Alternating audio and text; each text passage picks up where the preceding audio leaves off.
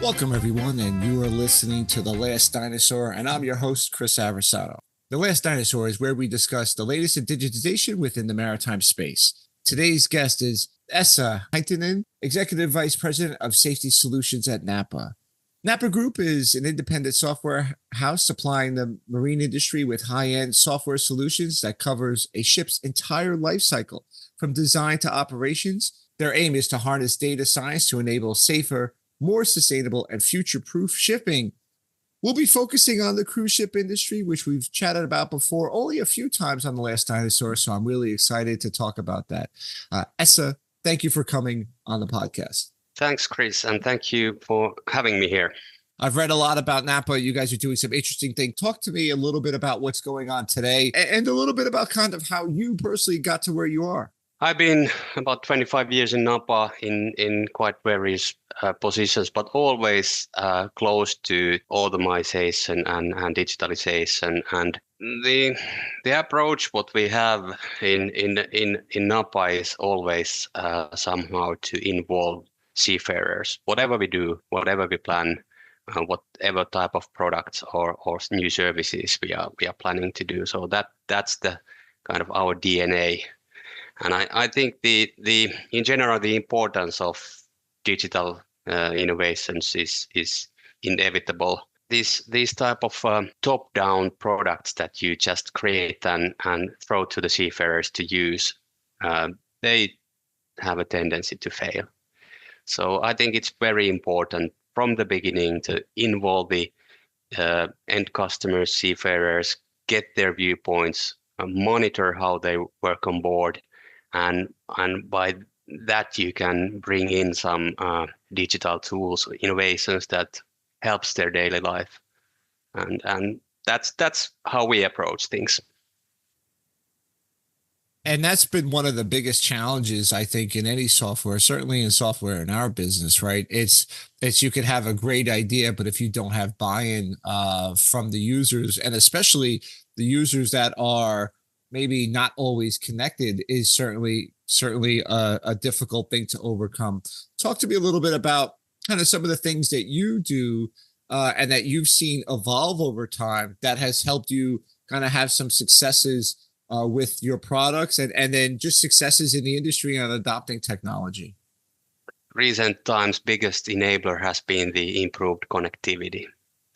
So the connectivity is like making possible the seamless data sharing between the ship and shore and the real-time monitoring, analysis, and that sort of things.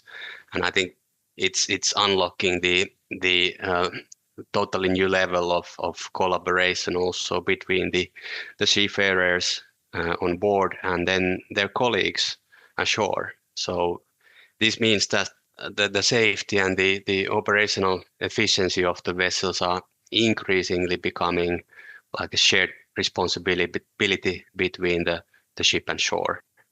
And take, for instance, NAPA Fleet Intelligence, cloud-based platform that provides shoreside teams the actual shipboard stability and logbook data in every 5 minutes. So now you have the real-time visibility of your fleet 24/7, no matter where the vessels are sailing. And this enables the shoreside to proactively support the shipboard crew for smoother operations. A specific thing for the cruise line companies is fleet operating centers. And some of the cruise line companies, they have very advanced situational awareness views on their facilities where they can monitor any ship location, what's the condition of the ship, what comes to stability, for instance, critical equipment, environmental conditions, and that sort of things. And that has been a great improvement. Just coming from the crew point of view, one of the things, at least, when I sailed a long time ago, with telexes and fax machines, and everybody was running to the Everybody was running, of course, to the one payphone at the end of the dock to make a phone call. So things have evolved a little bit, which I'm kind of glad to hear. But one of the things that had always been a kind of a bone of a contention between the crew and the shoreside staff is kind of a little bit of maybe too much back and forth. Even back then, captain or chief engineer, don't tell me what to do.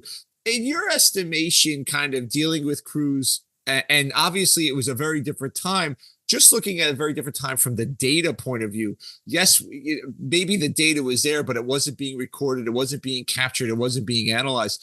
Have you seen maybe more of an adoption to this kind of collaboration between the shoreside and the ship's crew now that there is connectivity and a lot of these features that you have in others and other types of areas that have evolved to help the crew? Have you seen that more positive, or do you still see a resistance of don't tell me how to run my ship sort of mentality? Well, I have seen that there are much more positive implications. And for instance, modern cruise ships, they are very complex, and maintaining the stability management is a complex issue. You have very large amount of tanks, and handling the loading sequences of liquids and potable waters, whatnot, is a complex thing. But now, and let's assume that you have in certain conditions in a 7-day cruise, there's a one port where you are close to limit, or you sometimes are even exceeding the limit. But then you can ask the shoreside team to support, and you focus to make sure that the ship is safe to sail and safe for the passengers and all the crew members. Somebody is backing you up in the office with more time to dig into that. But then I think in the larger scale, it's quite well known that maybe 90% of the ship's data typically stays on board. It's not utilized, it's not analyzed, and I think this data has a huge potential to improve. If it's shared with the shore side, they can help with the analysis and operational optimization and that sort of things. If you're talking about a significant portion of the data is not being used in anything, whether it's cruise ship, bulk, ro-ros, passenger ferry, any sort of Right. area that I think that if you talk about the data, and I think we all agree that the data, some of the low hanging fruit, speed and consumptions, that's all been kind of chewed over, and now it's getting into less, maybe some more of the second level data. Talk a little bit about what you're seeing there with that, and maybe some of the challenges around getting to that data, and some of the maybe benefits that getting to that second level data could yield, not only for the ship's crew, but then for things like operational efficiency. And then we could talk a little bit next about when we all talk about operational efficiency, we're also talking about ESG, right? So Yeah, those right. two things together, and ESG from a greater level, specific amount of emissions, but those two things together are pretty powerful. Talk a little bit about what you're seeing there about unlocking that next layer. Chris, I think there are in the past all the data stayed on board.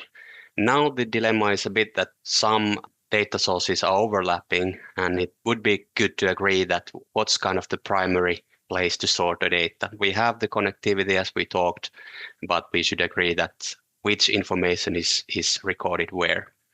And one of the places that is formally mandatory thing to have is the logbook. So that's the official document. So you have to have a logbook. You have to record things to the logbook. So utilizing electronic logbook is a quite centralized way of storing the data, and then transferring that information to the shore side. That will help a lot.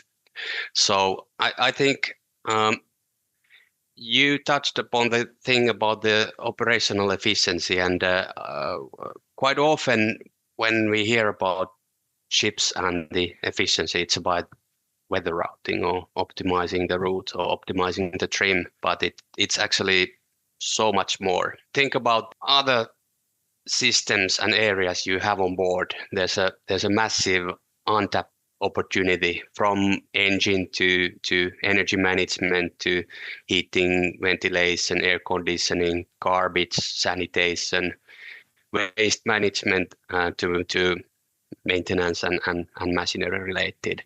So the possibilities, they are almost endless.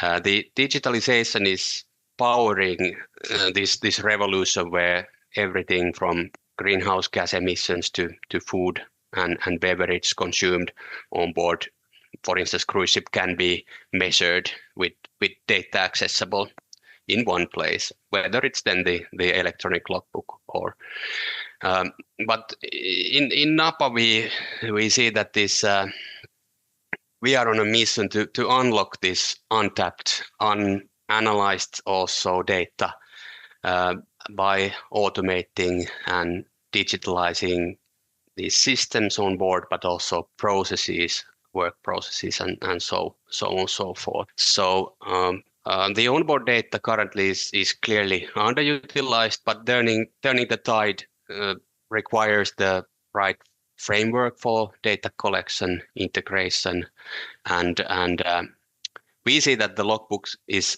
such framework and can be tailored basically to any operations that the company wants to benchmark, baseline, and improve.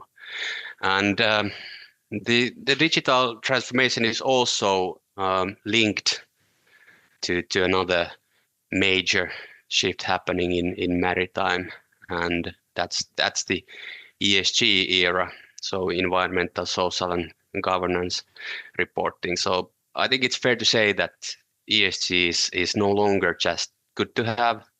It's a policy, it's requirement.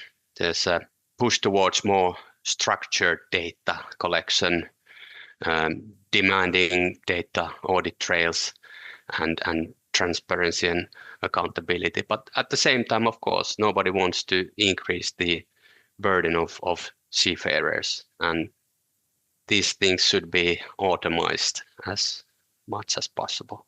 It brings up an interesting sort of, because obviously the ESG, we're all looking at emissions, that is a big thing. But what I kind of see, especially when it comes into the cruise ships, what gets kind of interesting is some of this, you talked about it, some of the other consumptions, food and beverage, and the production of all of that, because I do think that that's going to change. That's kind of tracking that is going to be part of the environmental footprint that people start to look at when they take a vacation. What's my environmental footprint? So not just what's coming out of the stack, that say, okay, well, and they look at that on airlines. If you buy a ticket now, they say this flight is X amount of CO2. And if you want to look at that, you can do that.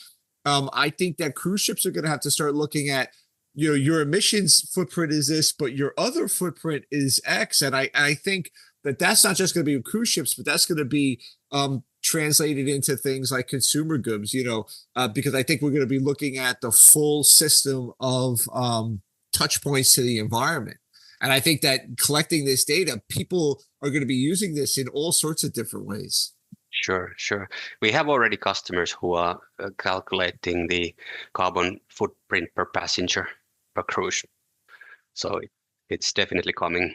You're going to want to see more and more of that information, like how many times, okay, maybe we're getting a little too graphic here, how many times did they flush the toilet? How many times did they, go to the bar and use the elevator? How many elevator lifts are there? What's there? Like all these different things. I think because, you can see what your carbon footprint is, right? Especially as these cruise ships get bigger and bigger. I mean, when I was sailing, going back a million years ago, when I was sailing, I used to trade basically from Texas to Florida. I was on a Jones Act run, but we used to go by Key West every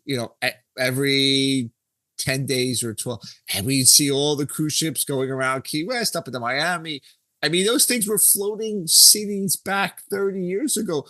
Those are like small, almost, yachts now compared to what's floating out there. And just Right. the environmental impact, things like gray water and hygiene and all that other stuff has got to be Yeah. just massive on those ships. True. I think the hotel side and galleys and that would require like a separate podcast. But the impact and capturing as much of that data, right? And even on a lesser extent, I was on a oil tanker and ships that have, let's say, 20, 25 crew, capturing the data of the galley, right? I had a chef on board that used to make donuts.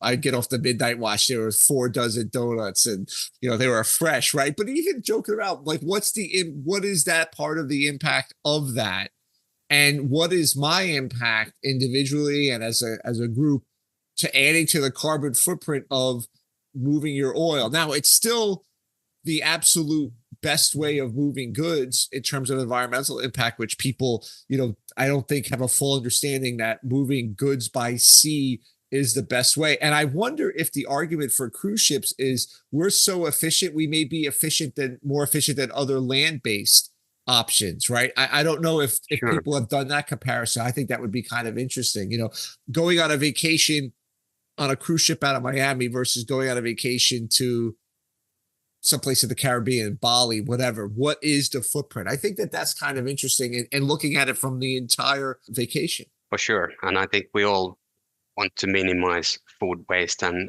that sort of thing. So that's a really important topic as well.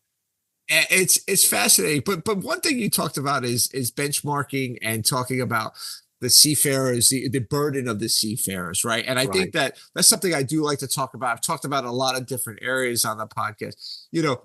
Digitization and connectivity go hand in hand. Talk a little bit about what you're seeing with the seafarers and having all this data and requiring them to enter or to assure that the data is correct, and the digitization. Talk about like how it's working. And something we haven't yet talked about how it's working as we transition into more of a multi-fuel or diverse fuel source, what you guys are seeing, because that's a lot of what you're doing.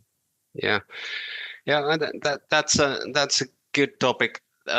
We've been studying this quite a lot, and we have realized that there's one notable area that is still quite largely missing out on the potential of the digitalization. Safety procedures that protect crew during potentially dangerous tasks at sea, known as permit to work. So currently that's quite paper-based process, and it's no longer fit for purpose because it's prone to delays, errors, miscommunication. It could be so that the seafarers are running around the ship just hunting the signatures for the documents. Although the safety record has improved in the past 10 years or so, there are still too many accidents. And for example, there's a recent data from Intermanager that shows that there has been a sharp increase on seafarers losing their lives in working in enclosed spaces. And digitalizing these work permits will actually mark like a step change for seafarer safety on 2 ways. First, it delivers guidance for seafarers how to complete these tasks. But secondly, it's also giving a full visibility of the progress of these tasks to their colleagues, to the supervisors, both on board and ashore. And now this is particularly critical after the COVID-19 pandemic, because there's now lots of new seafarers, and then the need for standardizing ways of working has increased quite a lot in a very recent times. And same applies to these new multi-fuel, new technologies. That era, which is ahead of us, it will also call for the same kind of structured way of having work checklists in place that can then, safeguard, support the crew in their work and improving the onboard safety. It's interesting to hear about the study that you mentioned because, I remember, again, going back, this is like, sorry, everybody, talking about the time that I was at sea, but we're talking a lot about this is, tank entry. There was a lot of issues in like the 70s and 80s around that. You would hear that. And then there was a big push at the kind of the end of that and into when I went to sea about a really robust, as much as you could have with the technology about tank entry and hot work permits. There was, I remember studying a half a dozen cases about, welders welding in one spot and not realizing that the vapors went over here and, blew up an oil tanker. I think it was Galveston, Texas, or was it in California? You read about these things, and yes, it's US centric, but it was a lot of things. And I felt at the time that there was, and I worked for Mobil Oil, that there was a lot of stress put on if you go into the tank, and it was, there was a lot of rules around it. But like you said, a lot more new people have come into the industry, especially post-COVID. I would imagine, I know now, just with the double hulls and other safety areas, there's a lot more void spaces that have to be entered into, where tank entry before were just on tankers and your bunker tanks. And it was kind of, that was it, right? It was a very limited area. Right. Now you have more void spaces to enter, which now leads into potential issues. I think that's something there. As you're going into doing this and talking about the challenges of implementing this, how has that feedback been? I mean, this is a safety issue. This is not a nice to have. So the challenge in two ways. One is to get people to do what we talked about. We talked about this earlier, but then the other one is collecting the data and then maybe using this as a standard. Have you found a lot of challenges around that? And if so, how are you working around that? Chris, I'd like to add to your comment that the same study showed that in the past 28 years, 55% of the accidents happened. They were pre-planned work that happened inside the tank or in a cargo hold or in an enclosed space. So exactly as you described. Well, I think it's the key thing is what I said in the beginning, that if we have this approach that we have like a top-down parachute dropping solution that now try to work it doesn't work. But when you take these people together, you sit down, you go through their work processes. For instance, this permit to work product, we had a couple of companies. We had Carnival Cruise Lines and Virgin Voyages, and we were studying from the safety management system, the procedures, what they had, and we found the common parts, and I think we were even able to improve the overall process, not just digitalizing it, but make it faster, more convenient, and of course it saves time, helps the daily life on board. So that's very much thanked by the crew members. But you have to somehow improve their life. You have to improve it, and I think one of the things that I look at is borrowing something, and maybe you've come across it in your experience, kind of on the digital and the technical side, is the whole idea of agile, right? And the whole idea of agile, it's almost like ISO, but kind of on a continuous improvement loop, in the sense of, yes, you document everything, but then the agile process, especially applied to software development or anything, is, okay, we did this. We still need to get it done, but let's get feedback. Let's make it work. Let's get some feedback. We may have to change what we're doing. So we may be going this way. We're going to kind of deviate a little bit. I always use this example. It's the way I look at agile is, okay, the company wants to go east. I'm just picking it. We may have to go southeast for a while and adjust again, and then go a little north. And that's kind of how I view these sort of things. And I think whenever you get feedback from something, whether in any product, I'm involved in a product that we sell to what they call the prefixture space, ship brokers, charter, and I have an idea in my head and I throw it out there. And some people may say, well, you got to add this, you got to take this away, don't do this, add that. And I think that kind of continuous improvement loop, that agile methodology really helps. And I'm sure it's something that you guys look at as well. Absolutely. I think that describes quite well the approach, what we have. And of course, there's some rules behind. There is a safety management system or something else that you need to follow. But listen to the seafarers. They have the best knowledge how they execute the work in practice, and adapt that best practices and improve the processes. Yeah, and I think that's where the disconnect was, especially when the safety management things started to come out and ISO became a thing. And I actually got involved. That was my first shoreside job. I was involved in writing the ISO ISM manuals for a U.S. flag fleet. And the reason why I got the job is because I actually came ashore because I was working for Mobil, and I was the only one on the ship, believe it or not, in 19 whatever that was, with a laptop.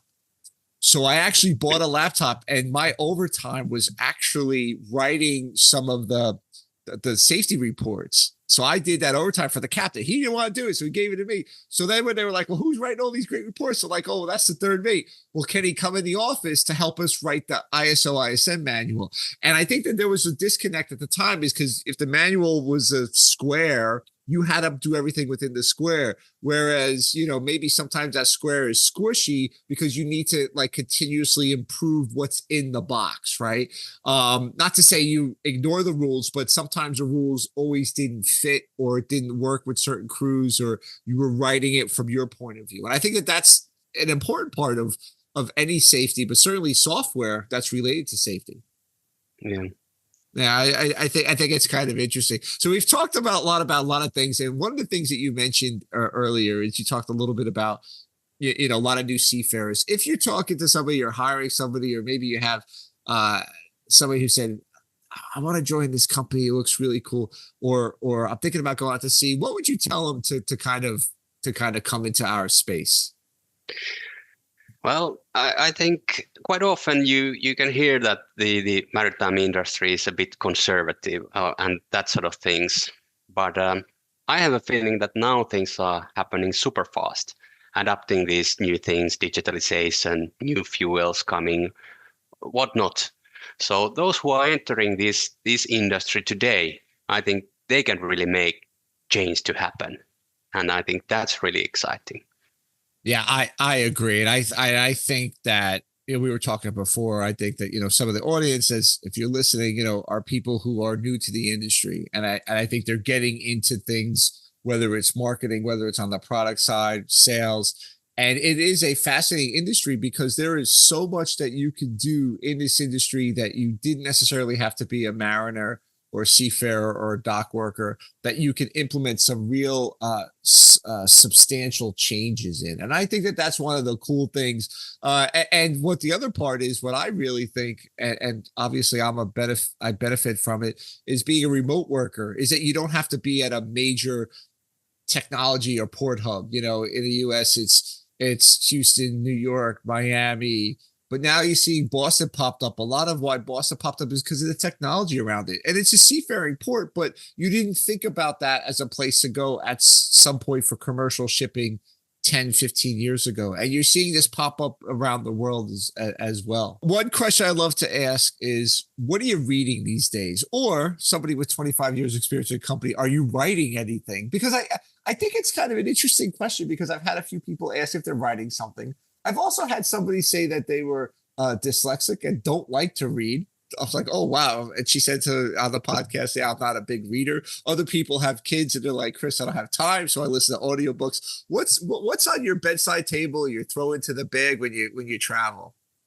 Yeah, well, sometimes it's expected that I would say that, reading the Blue Ocean Strategy or something like that. Oh, that's such or writing blog posts. But to be honest, Chris, I'm a big fan of Formula One, so it might be the unknown Kimi Räikkönen.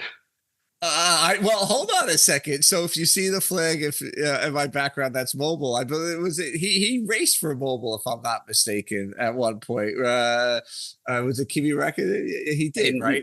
He had some races in NASCAR after the F1 career. Yeah. So that's my big thing. Is I'm a huge NASCAR fan. When I was with a former company, we would hold an event for around NASCAR. So we would have clients fly in. We did with another client, and we would do a whole weekend.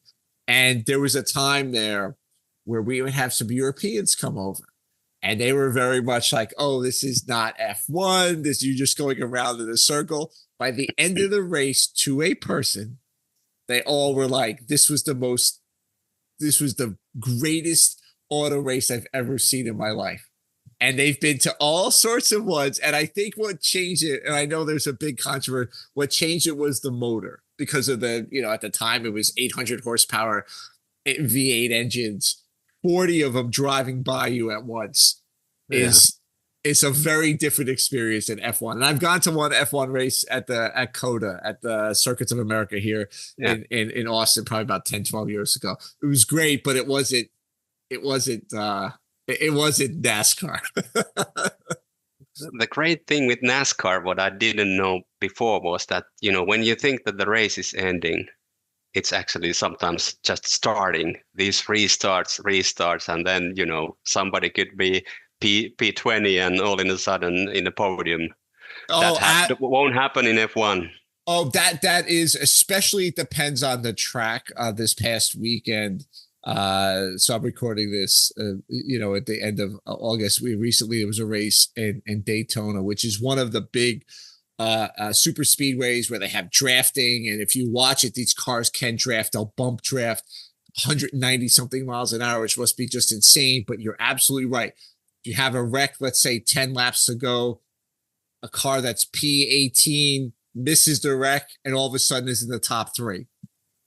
And then they're out leading, and they're getting pushed from behind, and they may finish first from like having and it's part of the strategy, which is kind of interesting, because it's part of the strategy of some racers will be, I'll race, it's 150, 200 laps. I'll race 185 laps at the end because I don't want to get wrecked, and I'll just wait for my opportunity. As long as the wreck happens far enough in front of me, I could just drive around it and then hit the restart, and then we're go. And that is a strategy. Exactly. It's kind of interesting. Maybe it's a lot like shipping. Some people just waiting back. Let's see, not necessarily wrecks, but see, True. Okay. It gets into the first mover advantage, right? Yeah. Is there really a first mover advantage? And I think you look at technology, you kind of wonder, like, all right, that guy could fall over there. I know what people really want, and go for there. And exactly. I think we're seeing a lot of that with ESG, especially. So, right. So this was a great chat. Thank you so much, Esa, for coming on. I appreciate it. I really enjoyed learning, especially a little bit about the cruise ship side, because what you brought to light was just so much going on that really is beyond just the traditional, let's manage our fuels with that segment, and obviously with the seafarers. Thank you for coming on. I do appreciate it. Thank you, Chris. Thanks for having me here today.